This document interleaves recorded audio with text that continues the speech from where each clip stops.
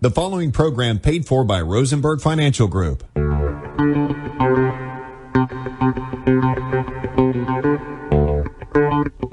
Providing live finance advice since 1993. It's time for Your Money with Steve Rosenberg, Sherri Goss, Randy Goss, and Becca Wilton. To participate in today's program, call 478-742-0940 with your financial questions and comments. And now, live from the Macon studios of News Talk 940 WMAC, it's Your Money. Anyways, so good morning, and you're welcome to Your Money. You can give us a call, 478-742-0940, and we will answer your questions the best that we can. And we've got a great show planned for you. And I was on the internet before I came in and saw this article that I just have to share a couple of things from. IRS employees say that out-of-ink printers are delaying tax returns. So we had a problem last year when everybody was shut down and they all were working from home and they were just piling up all the returns in warehouses. Now they say they can't process returns because they have out-of-order printers and copiers. It says the only reason they could not use many of these devices is because they're out of ink and the waste cartridge is full. And so 69 out of 164 devices were not usable as of March 30th. And plus, they tried hiring a bunch of people, and nobody wanted to work there, so they're short like 2,500 employees. That's just crazy. It is crazy. So if you're waiting on your return and you're frustrated, just let it go. Set it free. Might be a while. Because you can't fix it. Hopefully you got the stimulus money and that holds you over. Right? So, want to kick it off with the mom story? Yes. So we found this great article.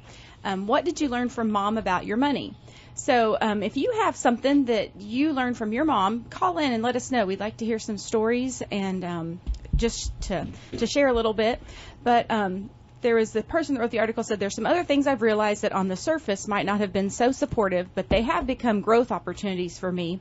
So they're good too. And so some of the things that this person learned from their mother was to be generous. My mom was always involved with nonprofits. She volunteered, she ran fundraisers, and she donated. Over the years, I've learned that generosity precedes prosperity, and the roots of this started early.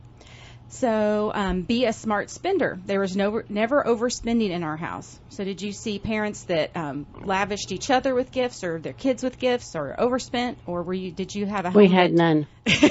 Have a home that had no money to spend, right? No, they just didn't spend money. I mean, everything was, there was no waste in our household, and there was no spending that was out of ordinary, like survival. It was all survival spending. There was nothing like, you got a gift for Christmas, and the limit was like $1 amount, and that was the gift of the year. There was nothing else. I mean, that's how I was raised. You just were used to it. I mean, just the way it was.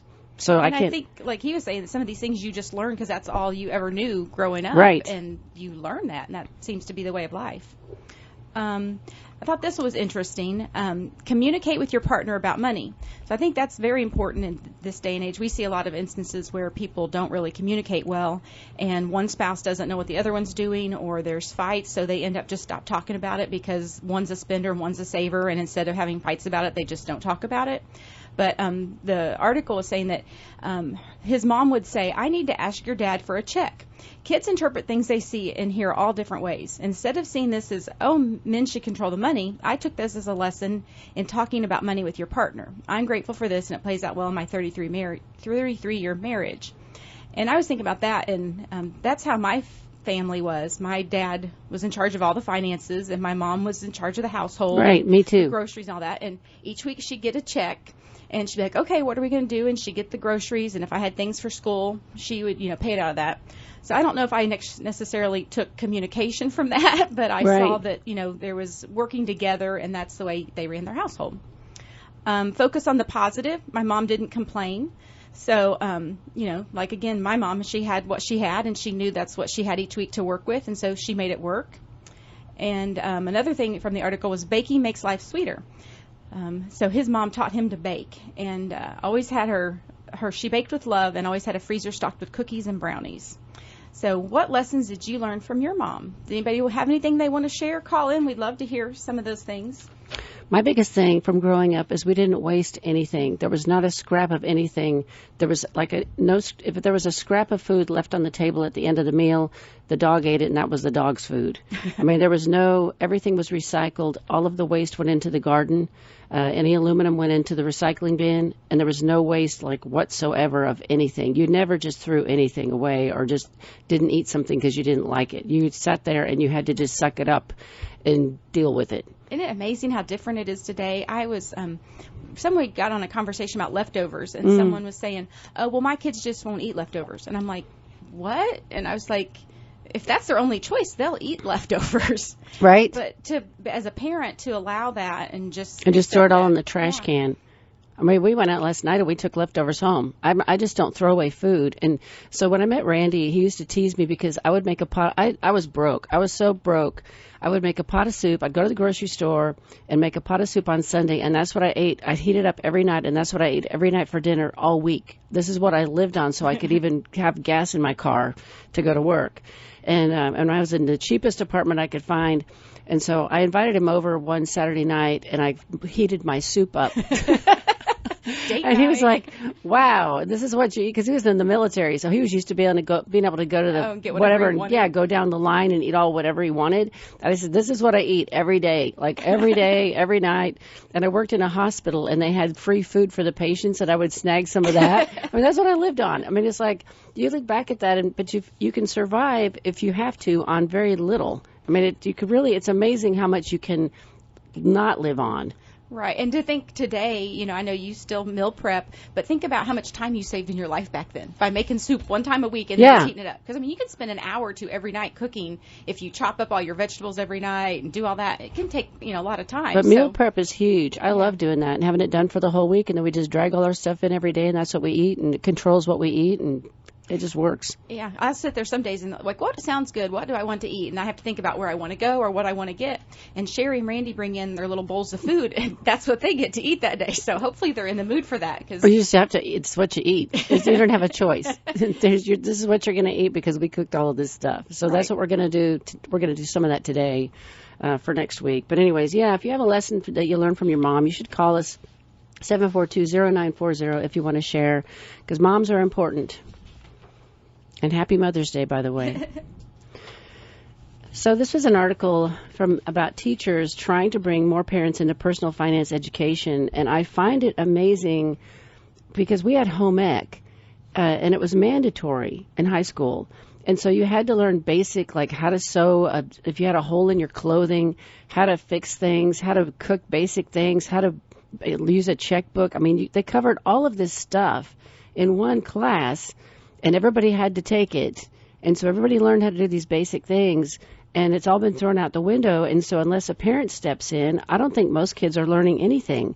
And kids today don't have checkbooks. They just have apps on their phone or the bank website where they just deal with money over that. So yeah, it's interesting, with my kids, I have from 17 to 21, and, they look at their app every day, and that's what they is. And so they don't write checks, which, checks are really what causes your lag in your checkbook, because most everything that's automatic just comes out.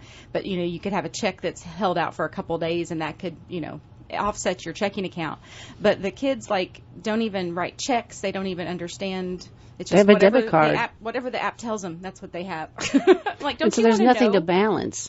See, that's a part for me that was crazy for me is the kids don't have anything to balance. So we still do checks and pay bills with checks. And I balance the checkbook, and I go through and I look at our spending every month. Even though we use a credit card a lot, I still look at where the money went and what we need to reel in. Because it's just, it's easy to get wasteful as you have more income. And so you've got to always keep an eye on that. But they don't have to. They don't have to, but they have come a long way. In the very beginning, I saw them just swiping debit cards all over, and I just thought this is a nightmare. But they really have started setting goals and saving money. They've turned a corner, and so it's so good to see them. And if you don't talk to your kids about this stuff, it's really important, and even your grandkids, about setting goals and saving money and having a plan for your future and owning property instead of renting and all of that kind of stuff. kind of ties back to that first article of, what did your mom teach you, but what is it that you're teaching your family and your kids? Or as a grandparent, what can you teach your kids and grandkids? There's just so much that, like Sherri said, they don't get in school and they don't really know. And the article alluded to the fact that sometimes the parents don't know, and it's embarrassing for the parents because they aren't great with finances, so they don't want to talk about it because they aren't comfortable with their own situations. So I'll give you something really simple you can do with your kids or your grandkids. So I'm still a coupon person, and I'm a comparison shop person, and I shop at Kroger. And what I used to do with the kids when they were little is I would give them a coupon and tell them to go look at the prices of whatever it was I was buying. Let's say I'm buying green beans. Here's a coupon. Is the coupon of this brand going to be a better deal than the store brand? And you figure it out, and then you bring what the better deal is to me. And if you don't use the coupon, just leave it on the shelf for somebody else to use.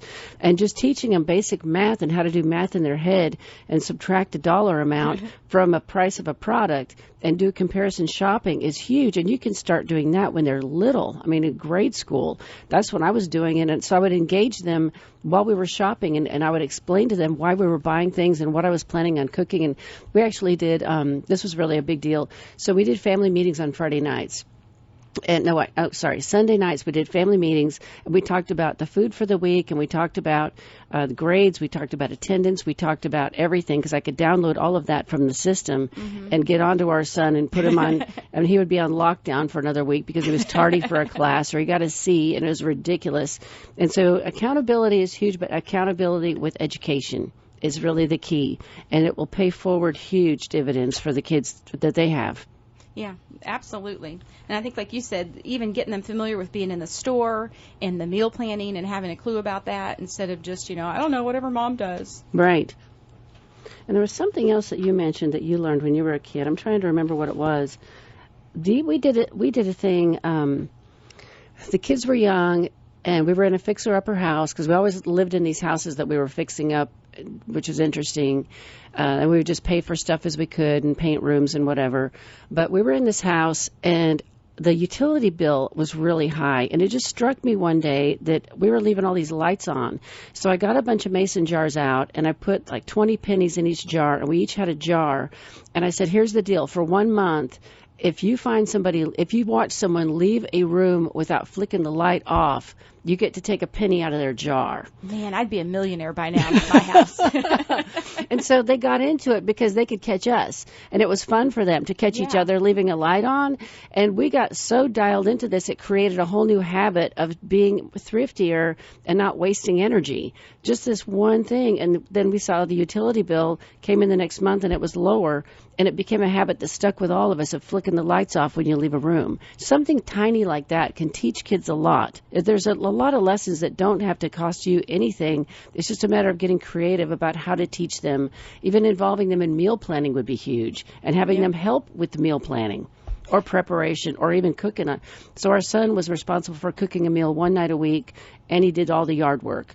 And our daughter, I can't remember what, they had tons of chores, and I didn't pay him for any of that. I mean, it was part of being in the household. It's like you live here and you benefit from all this, so you have skin in the game. You're gonna work.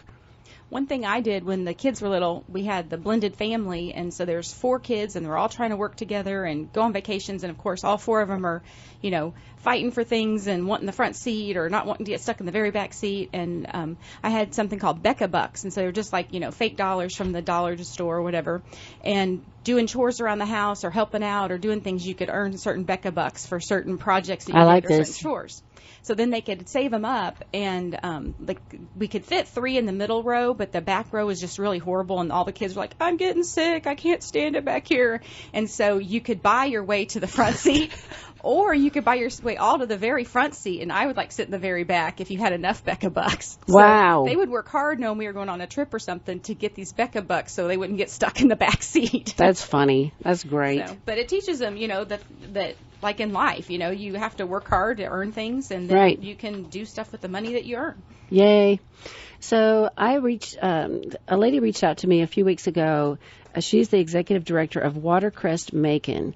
And it's an upscale senior living community. And she said, you need to come see this. You're going to have clients that are going to want to live here. And I just didn't have time. And so I'm like, yeah, I'll get to you. Well, she's offering a couple of sessions On May 25th at Chicken Salad Chick on Bass Road, she's doing a lunch to get people to come out and learn about the facility. On June 15th at Christians on Bass Road, she's doing dinner. And this place is independent living, assisted living, memory care, and respite care. Go online and look at watercrestseniorliving.com. They have massage, pedicures, yoga. And is there an age limit on this? I know. I'm thinking of moving in right now. It looks so nice. It looks like a extremely upscale hotel. I have no idea what it costs, so I'm going to go learn more about it. But if you would like to know more about it or try to attend one of these sessions, just email me, Sherri, Sherri, at rfmoney.com, and I'll forward her email to you so that you can respond to her and sign up for one of these. So when we were talking about that, I found an article about buying or renting in retirement. And, most people, the one article said that if a couple, at least one of them's over 65, 90% of those people own a home. And so I think it's a different generation now where, you bought a home, you lived where you were in your same neighborhood, and you worked at your same company. And nowadays, people are so much more mobile that I think renting has a different mindset. But sometimes as you get older, there's good reasons maybe to rent. And I think a lot of people struggle with that because, again, the pride in home ownership and just owning something that, that and thought the of expense that. of home ownership is the flip side. Right. The maintenance of it. And even if you could sell your house for, a couple $100,000, what could you get if you invested that? You could earn money on that towards your rent each month. But, and like Sherri was saying, going into some sort of assisted living facility, even if you rented an apartment or a house, maybe you can take that opportunity to downsize. There's so many people that live in a house they've lived in for 20 or 30 years. It's just full of every kind of collection. And it's overwhelming for them. But if you're moving somewhere, you don't have a choice, and you can give your family an opportunity to go through and see some of the things they might want.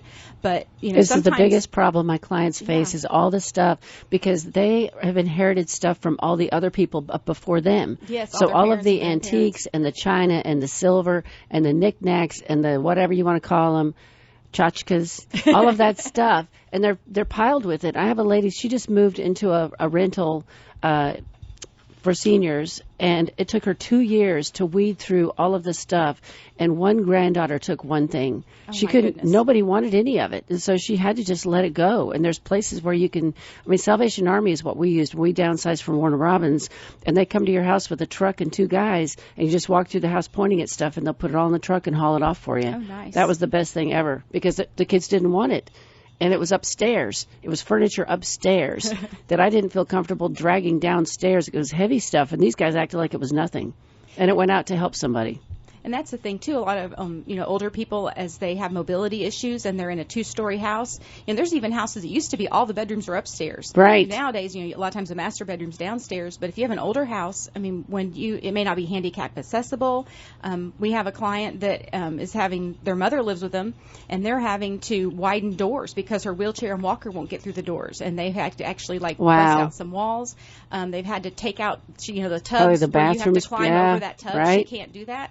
So that she's having to take a shower in their bathroom, and then they're having to redo her bathroom, pull that tub out, and make it like a handicap accessible one. So just some things to think about, that even though it seems like home ownership and owning your home outright is the ultimate key, what kind of yard do you have? Are you going to be able to keep that up? What about a new roof, air conditioning units?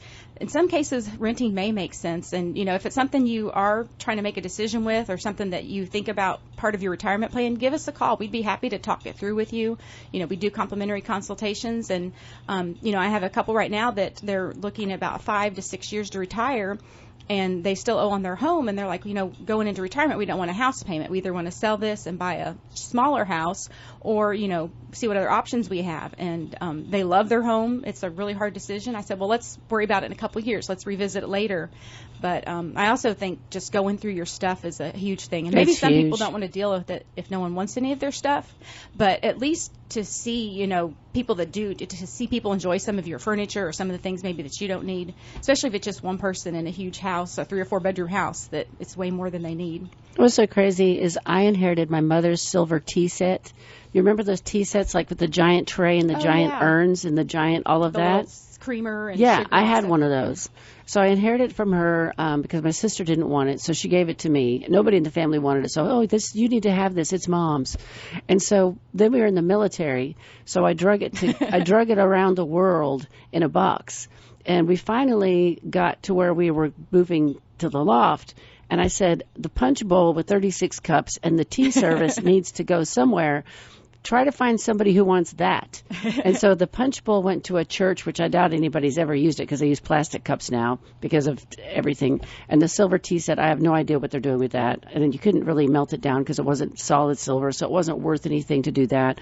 And I hated giving it away, and I still have one thing that my grandmother made. She crocheted a bedspread. Oh, wow. That's beautiful. And it's beautiful. What am I going to do with this? I've been trying to figure out what to do. And she put her soul into this thing, and I have it. And anyways, if anybody has something they want to do with a grandmother's crocheted bedspread, I'll give it to you if you can make something out of it. I just don't want it to go to waste.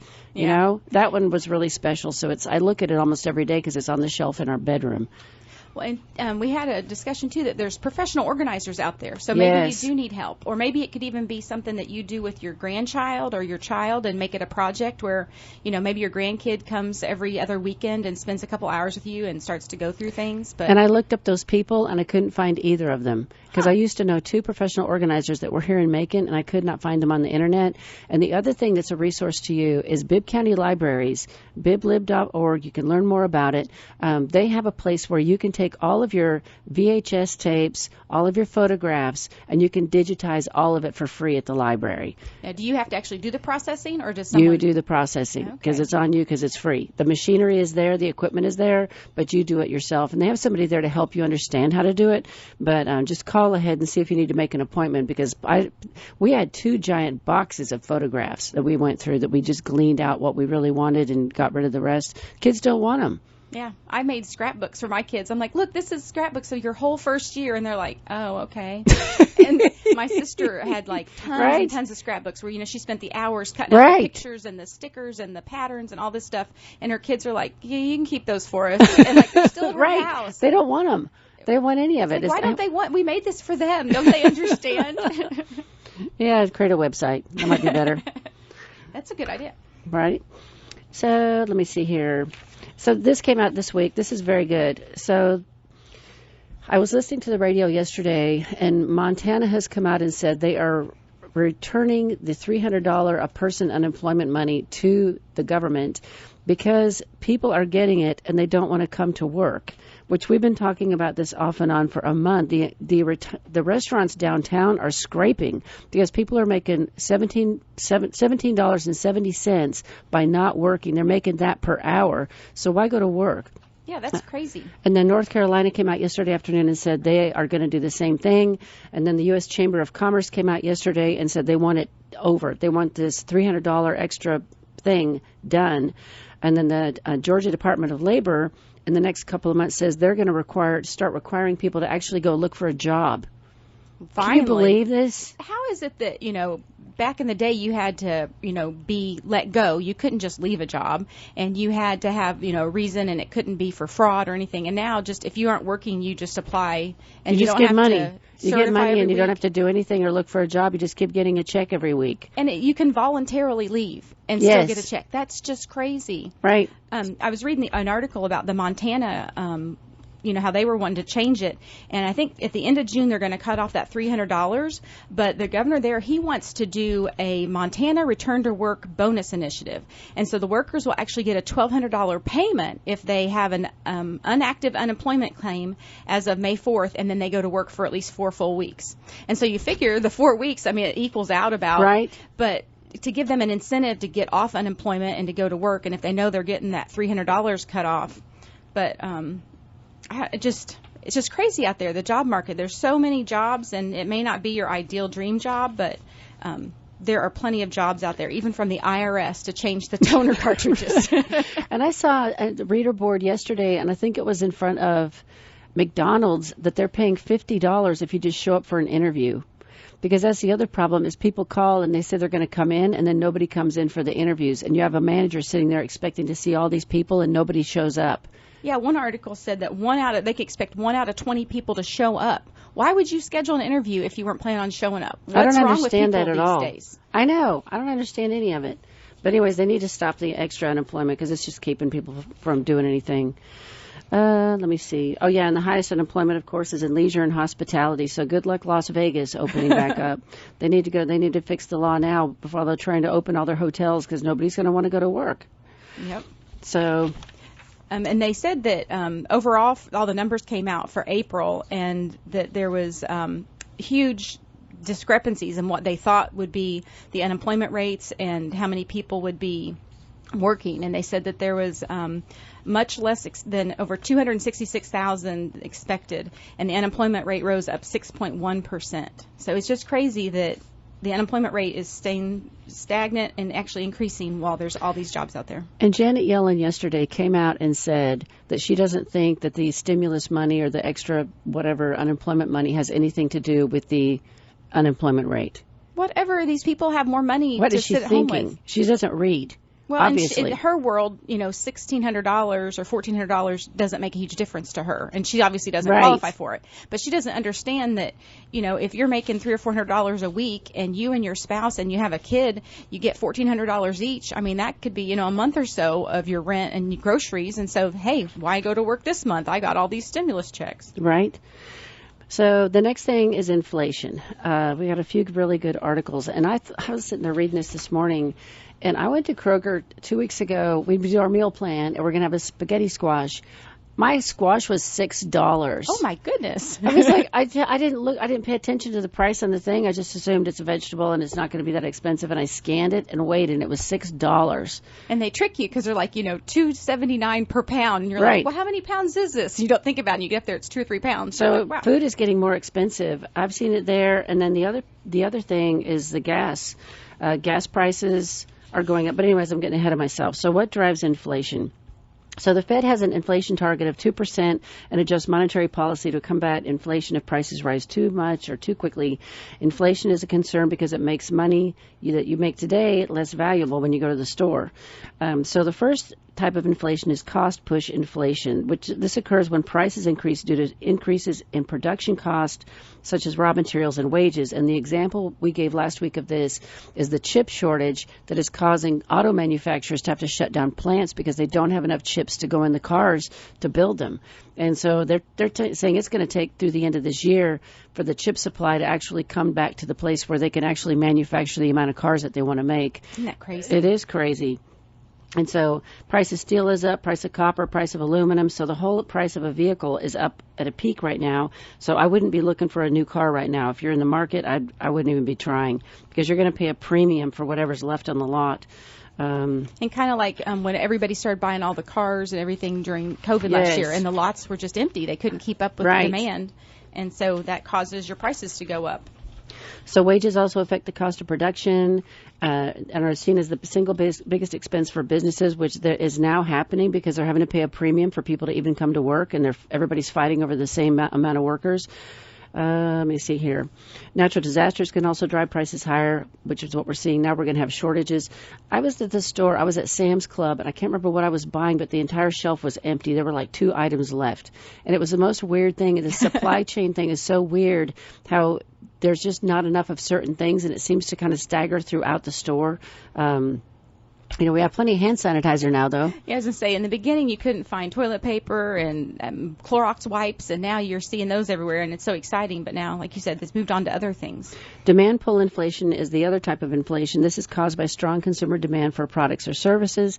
Consumer confidence tends to be high when unemployment is low and wages are rising, leading to more spending. And so people are out buying, and there is a war on chicken. This is crazy. You want to talk about that? Yes, there's a shortage of chicken, and we found a little blurb about it, and it was talking about that some of the companies are actually limiting their sales of some of the things, and KFC actually removed chicken tenders and Nashville hot chicken items from the online menus. But the chicken suppliers are struggling to get enough workers, and then there's also a chicken shortage, and I found a whole article about this, and it was talking about that because of the storms in Texas, there was a lot of chickens lost. And so I guess we need a lot of Texas chickens. I know. So chicken producers are doing everything they can to overcome the devastating impact of Mother Nature when she inflicted a once-in-a-lifetime winter storm on Texas and nearby states' major chicken-producing regions. And it said that it's not necessarily a real shortage, but it's a very tight supply. And so, you just don't think about it being just a small increment can make a difference. And it said that like the slaughter rate was down 4% in the first quarter, with pounds produced down 3%.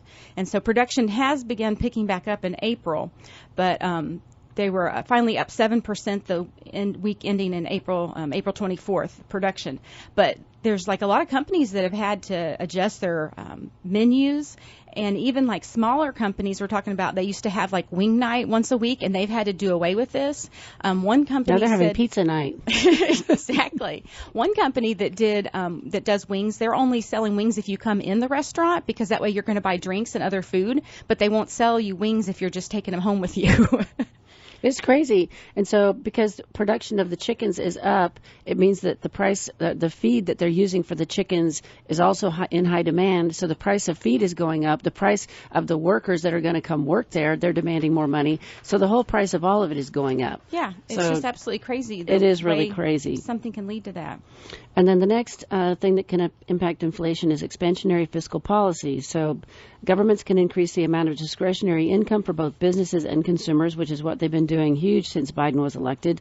If a government cuts taxes, businesses may spend it on capital improvements, blah, blah, blah. Consumers may purchase more goods as well. The government could also stimulate the economy by increasing spending in infrastructure projects. The result could be an increase in demand for goods, but it's all going to lead to higher prices. The more they spend, the more money they dole out, the more money they give everybody, prices are going to go up. And we're just seeing the tip of the iceberg right now, because people are just now starting to get out and about and spend money.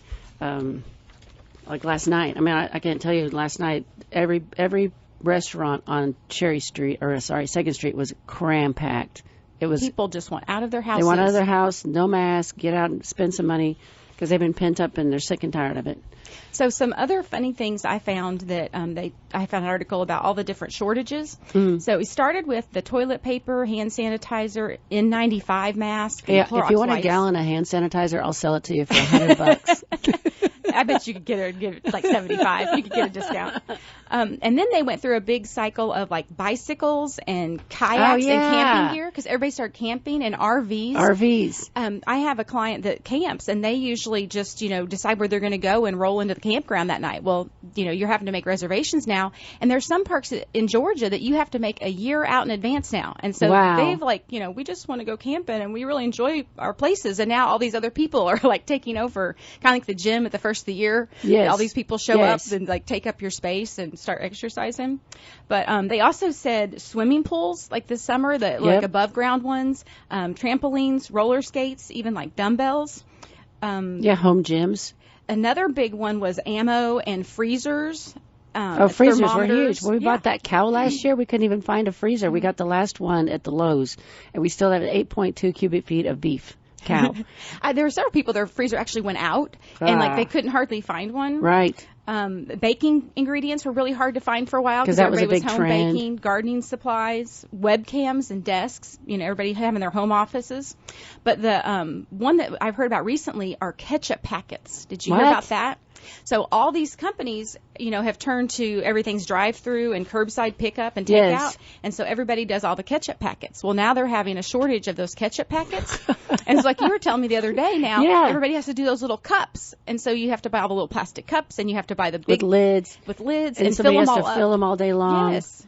So it's just crazy, the things that we don't think about that, So if you don't need your ketchup, don't take it with your to-go order. Maybe order it without ketchup if you don't need it, or if you have some at home. There you go.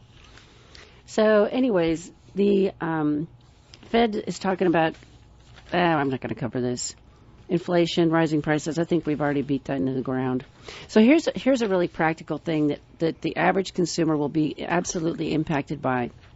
So the price of a gallon of gas has gone up $1 year over year. And the average person, I mean, you notice it, but it's incremental. I mean, you go to the pump, you fill your trunk, you fill your car, and you realize, oh, I'm paying more than I used to, but you don't realize that it's a whole $1 a gallon more. And if you're driving like I do, 30 miles each way to work, and let's say you get 30 miles a gallon, you're now spending $2 more on gas in your car a day than you were a year ago. So that's $10 a week. That's a lot of money. That's just more than what you were already paying. Right. And on top of the inflation of when you go to the grocery store or when you go to the restaurant or your daycare prices went up or clothing went up or whatever else you have to spend money on. And so you have to be prepared and realize gas prices were at one point almost $4 a gallon. And we could easily end up back there with everybody starting to fly and travel, and cruise ships are opening back up this summer. And so all this stuff is opening back up, and it's going to drive the price of gas up. So you need to be prepared and realize that this is a thing and make a plan for it. And what I would do, which we like to do every January, we have a tracker, and this tracker is included in one of our special reports on our website, retirerelax.com, and it's Can I Afford to Retire? It's a really great special report. It's absolutely free. Print it out, and there is a sheet in there where you can just leave it on the counter and put a pin on it. And for the next month, let's say the month of May, if it's not too late for you to start doing this, but just track your spending for a month and see where your money is really going. Because what I found is most people don't realize where it's going. Oh, you'd be amazed, especially out to eat and just run through the drive-thru, getting your family $20 or $30 worth of drive-thru food one night. So if you track and you write it down every single day, and that's the key, you have to write it down every single day, it will do two things for you. The first thing it does, and this is way better than an app, don't use an app, physically write on a sheet of paper. Because at the end of a month, you can add up the totals of everything you've spent and realize how much you're spending on gas and the fact that that price is going to go up and what are you going to do to offset that and the price of food and everything else. So understand where your money is going every month. But the second thing it does for you is it changes a habit in your brain. So you're kind of on autopilot. You're in the grocery store. You're in the frozen food section. You're buying frozen pizzas. You're buying frozen processed food. You're buying chips. You're buying sodas. You're buying all this junk. And you don't think about it because right now you can afford it. Well, start looking at what you're actually spending your money on. And when you start tracking this and writing it down, your brain is going to actually say, why are you buying this? It happened to me 2 weeks. The first time I ever did this, it happened to me. I somehow ended up in the potato chip aisle. It was not on the shopping list at all. I had teenagers at home, though. And so I end up in front of this bag of Doritos. And it's like, why am I doing this? This is not on the list. I don't need to be eating it. I'm making excuses that they're for my son when I actually wanted myself. And I didn't buy them. So it helps your brain start working for you instead of against you. But anyways, we've got a phone call. Good morning. You're on Your Money with Becca and Sherri. Hey, good morning. Good morning. I wanted to comment about the inflation. Yes. We lived through the inflation in the late 70s, which just happened to be during the Nixon administration. And it was quite literally eating our lunch. Mm-hmm. Interest rates were huge. Yeah, I knew some people that bought a house at 26%. Oh, my gosh. Oh, my goodness. Anyway. So what was the worst thing about it for that you can recall? Just, it was $50 for groceries this week and $60 the next week. It was like that. It was just going up and up and up. It was so bad. And, of course, the politicians and everybody's running around trying to figure out how to, make something look good. The only thing they could find that looked good was they said that the rate of increase in inflation was coming down. Right. Oh, it's getting worse slower. Yes, it's getting and someone came up with a little slogan that said "Whip inflation now," and they had some little lapel buttons made up. Mm.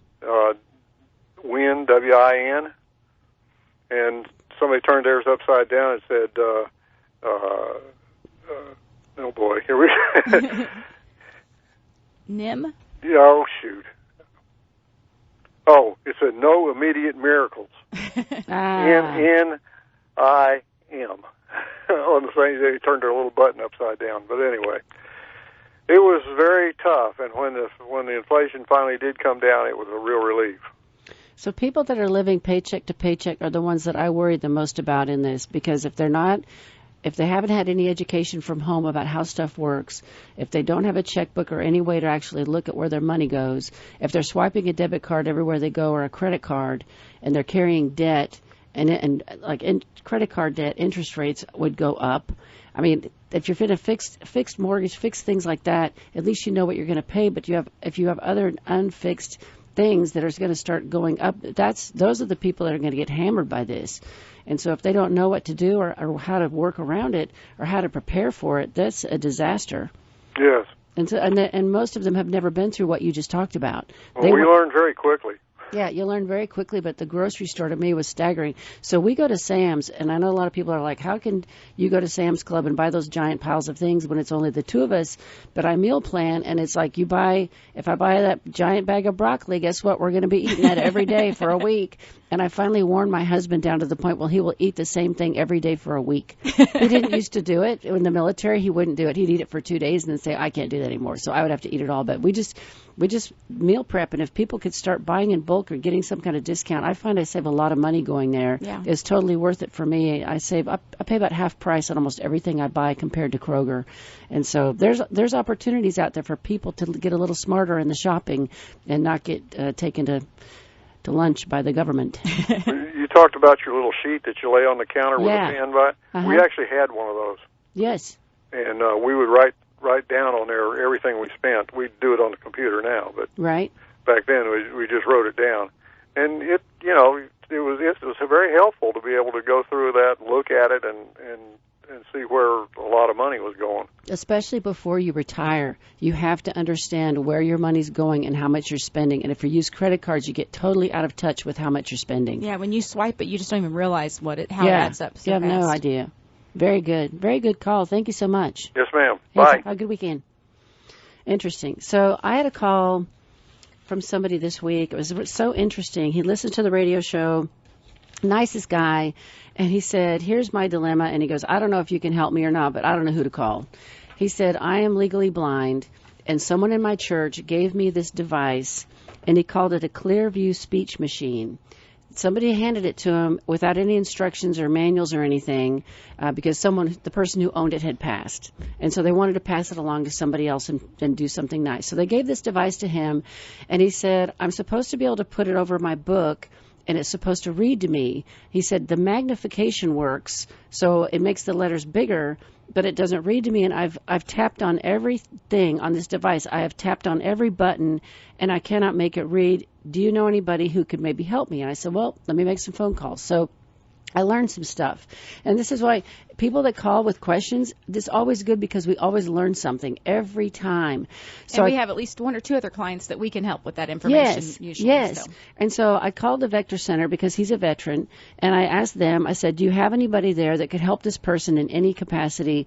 And she said, all she could tell me is, if a veteran is disabled, any percentage, they qualify to get one of these devices to help them read if they are legally blind. That's wonderful. So I didn't know that. I didn't even know that veterans had that. So if you have somebody in your life that is a veteran and they have a percentage of disability, you need to call the Vector Center and see if they can help you get one of these devices that will read to them or that at least magnifies it to the point where they can read. Well, then I called the Academy for the Blind in Macon, and I still have not heard from them. Well, meanwhile, the next day he calls me back, and he says, you're not going to believe this. He said, I tapped on this thing and all of a sudden started talking, and he started reading his book. He's like, I have no idea how this even happened because I've been tapping on this thing for 6 months, and it hasn't worked, and now all of a sudden it does. And so he's okay, he's fixed, but he said, I've got to tell you about something else. He said, he goes, have you ever heard of GARRS.org? And I said, no. And he said, well, I volunteered there for 10 years. And what you do is you go in and you read books, magazines, and newspapers, and they record you. And all of these things are on the website so that people who can't see can hear books, newspapers, and magazines, and it's free. That's awesome. And so much better than just like audiobook on tape because this is recent stuff instead of whatever happens to be at the library or whatever. And so I couldn't believe it. I've never heard of this thing, but the website is GARRS.org. It's a Georgia radio reading service. And the second cool thing about this is you could volunteer with them.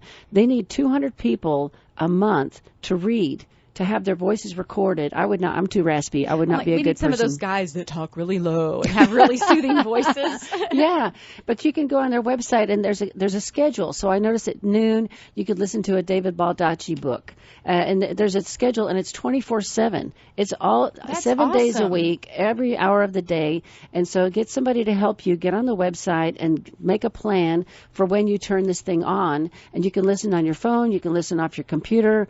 And there's a mobile app you can even download. You can listen from that.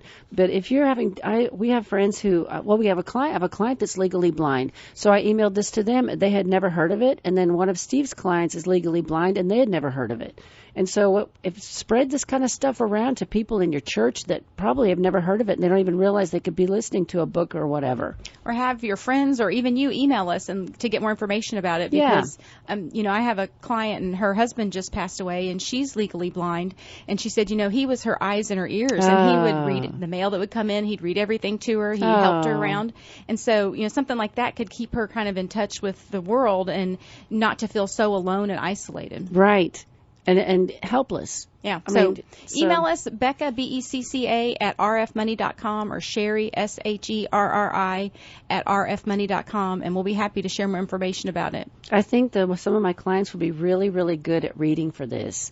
Yeah. And you can do it remotely. They're based out of Atlanta, but all the reading is being done remotely now because of COVID, and they'll probably keep it like that because they'll have way more volunteers. And if you're just reading, why do you have to be in Atlanta? That'd be great for retired people, right? That are just looking for something to do and a way to help. Yes. I thought of some clients that I think would have a lot of fun with this. So, let us know if you want more information. Oh, next thing we were going to talk about is title lock insurance. Yes. So we don't know if anybody's ever heard of this. But if you listen to this station, you've heard of it because the ads, Kim Commando, who comes on after us, is advertising it through her entire show. And who else? You said there was Newt Gingrich started. I just heard him 2 weeks ago. Newt Gingrich is peddling this stuff. So the premise of the title lock is that if somehow your title changes of your home, so if it's in your name and your husband's name, and then all of a sudden it changes to some, John Smith, then they're supposed to let you know.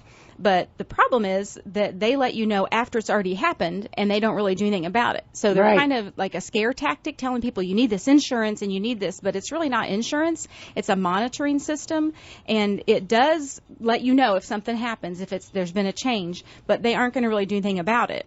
And so, when you bought your home, you could get title insurance. You can get owner's title insurance that actually protects you.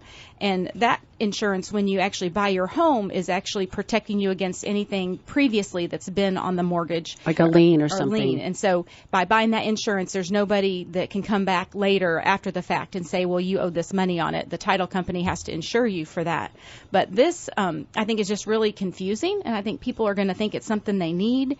And there's been several people, actually pushing it and encouraging people to get it, and I just don't think there's any purpose for it. I don't see any purpose for it either. Clark Howard doesn't agree with it. In fact, the FBI, there's a really good article from Channel 5 out of Atlanta. It says the FBI says you may not own your own home. Home title theft is a serious cyber threat, blah, blah, blah. And that's how they get you to buy this stuff. But this interview with this guy that's a real estate expert, he says there's no point in this. And so I called the Bibb County Tax Assessor's office and asked them, and I called the courthouse, the property records. And I said, is anybody monitoring any of this? Have you guys heard of this? And none of them had ever even heard of title lock. They had never even heard of it because they don't listen to this station, I guess. But they work with titles every single day. So if it was important, you would think they would know about it. Yeah, but they've never even heard of it even happening. And so, and they don't have any way of tracking this. And so the biggest problem is with elderly people whose loans are paid off, who are living in their homes, handling their own bills. They are ripe for identity theft of all sorts. And so that's where it could happen. And so if you want to, it might be a good idea to put it on the calendar, like every January 1st, just go and look at the property records of your aging parents and make sure that their title is still in their name. But if they get a tax bill every October, November, you'd know that it's fine. So I guess that would be the flag. That, to me, if they don't get a tax bill, then you got a problem. Right, if someone's actually gone in and changed the name and the address. But I think it's extremely rare. That's what this guy says. Yeah, the guy says you'd have to actually prove that they would have to prove that that's your signature on the deed, on the new deed, and that you actually signed it, and so you didn't. So, they would have a hard time proving that, and they would have no legal claim on your property. It's all fraud, and if they tried to foreclose, it would be wrongful foreclosure. So, and the title company that actually wrote insurance for the new person, if they were trying to take a mortgage on the house or something, they're the ones that are going to eat it, because they're the ones that didn't do their research and realize that that person didn't own the house. So we think it's very rare, but we're really interested that Kim Commando and some other people were talking about it and really encouraging people to get it. And as we looked into it, we just don't think that it's really worth, I think it's like $15 a month. Right. And, it's so rare of this happening that why spend that money every year when you could, like Sherri said, just once a year, check the courthouse records and make sure it's still in your name. The other problem is when you have something that's only $15 a year, and you could probably... $15 a month. A month, sorry. When you sign up for something like that, it becomes something that you just don't care about because it automatically comes out of your bank account. It's just like a gym membership. You sign up for a gym membership. Oh, man, I'm really going to get in shape this year. And you go for like 4 days, and then you decide that you don't like it and whatever, and it's not convenient and you don't enjoy it. And so, but you don't cancel. Because you don't ever get around to canceling it. It just seems like more trouble to cancel it. Or if you call the place and they, try and talk you into keeping it. Right. But it's the same thing for magazine subscriptions, same thing for everything you subscribe to. Sit down today and look at every single thing that is coming out of your bank account that you're paying for and ask yourself, is this worth it? Am I really getting any value out of this? And if not, call and cancel the thing, whatever it is. And just don't let them put you off, but they'll make it very hard for you to cancel certain things because they know that they can string you along and keep charging you. And I think that's the deal here is once you sign up for something, maybe you hear about it and you get kind of scared. You think, oh man, I better do this. And then after a few months, you just get so used to it, you don't even think about whether it's worth it or not. And that's, I think there's a price point where people just kind of tune out. Yeah. And if it's under $20, you probably just don't care. So gym they could membership, have 2 or 3 or 4 things under $20, yes. And that adds up month after month. It all adds up, which is why you've got to pay attention to this stuff. But I think that's what this is all about. It's just a money grab. And I think also streaming services now. Right. People get Netflix, and a lot of people watch that. But then they've added Hulu, and then Disney Plus, and then Amazon Prime, and so there's all these opportunities and options for TV. But do you need all of them? And do you watch all of them? Plus your internet bill. Yeah. Plus your cell phone bill. I mean, we've gotten kind of used to having all these bills that we never used to have, and they just becomes part of your life, and it's time to evaluate it, and it's really worth it. I mean, are you really using it? That's the thing. Yeah, and like magazines even, I'm sure there are some people that really enjoy getting a paper magazine at home and flipping through it, but so much of that is online now. And I mean, I used to get magazines like fitness ones or, cooking ones or even scrapbooking ones. And then I had this huge stack, and then they just took up space. And like, I might look through them like once a month or once a year when I was doing a scrapbooking project, like, oh, let me get out those magazines. But they just took up space. And I think I moved them like from Indiana to the house to the apartment to like 4 or 5 times. And I'm having friends help me, and they're like, what are in these boxes? I'm like, oh, those are my scrapbook magazines. They're really important. And so finally I got rid of them. But, all of that stuff is online now. Anything you want to find, you can find online. And I still like my one magazine that I get. I really enjoy it. And you do share articles out of that, too. I do, and I get recipes. I just enjoy it, but that's the only thing that I get like that is one. And there's another one that's free. I wish I would stop getting it because it's just worthless. But you can spend a lot of time reading those, too. Right. But especially if you're retired, then it's something good to read. So something that we see a lot more than I would like to see is parents that are sacrificing their own financial wellness to support their adult children. This pains me terribly because I've seen people spend down their entire estate for their adult kids who were functional and able to work. And it just, you had that one client that bought their kids a house. And they're left with all they have is a Social Security check a month. That's all they have because it's all gone. It's really sad. The article we found was talking about during COVID that so many parents really felt, just a need to help their kids even more because, their kids were out of work or they needed food or their housing. And, I mean, there's a good line between helping and enabling. Right? Almost half, or 45% of parents with adult offspring have given their children money during the COVID thing. Of those, 79% said the funds would have otherwise gone toward their own personal finances. Those with an annual household income of less than $40,000 gave an average of $1,400. Those with household incomes of 40 to 80 gave over $2,000. Parents that made over 80 gave over $8,000 on average. That's crazy. Is that per kid, or hopefully it's all of them if you had it several? Said their kids. Goodness, gave their kids. $8,000. Yeah, it doesn't you say. could buy a nice used car with that. I don't understand this at all when everybody's getting all this other money from the government and all these stimulus checks. This makes no sense to me.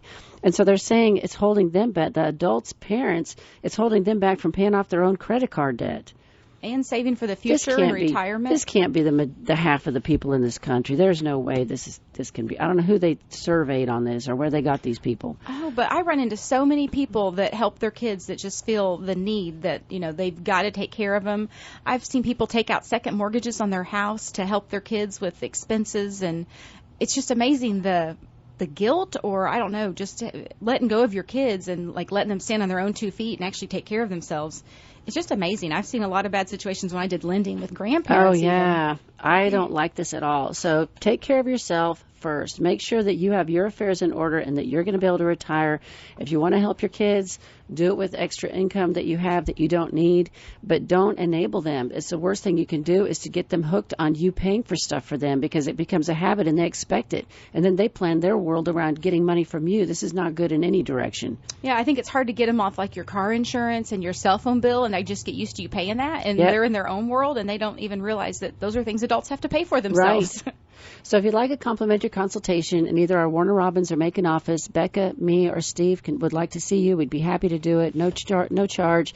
We can talk about your retirement plans or anything else you want to talk about. Just give us a call at the office, 478-922-8100, or you can email Becca, BECCA, at rfmoney.com, and we will take care of you and help you lay out your future and your plans for retirement so that you can have a successful, peaceful, happy retirement, not as stressed out. Retire and relax. Yes, that's the ticket. But anyway, so we also have a website, retirerelax.com, with lots of special reports. The life book is out there. Can I afford to retire? Understanding Social Security. All those things are absolutely free. We even have a power of attorney. I don't think that's on the website. Is it? I don't think so. I can't remember, but there is a fillable statutory power of attorney. If you need it, you can email me, and I can send it to you. So you don't have to go to an attorney and do it. You can do that, and advance directives are absolutely free. So I can hook you up with those things. We can help you with a lot of stuff. So please give us a call or shoot us an email or go to our website or do something to help you get a little bit of a leg up on your future. Have a great weekend. Yay.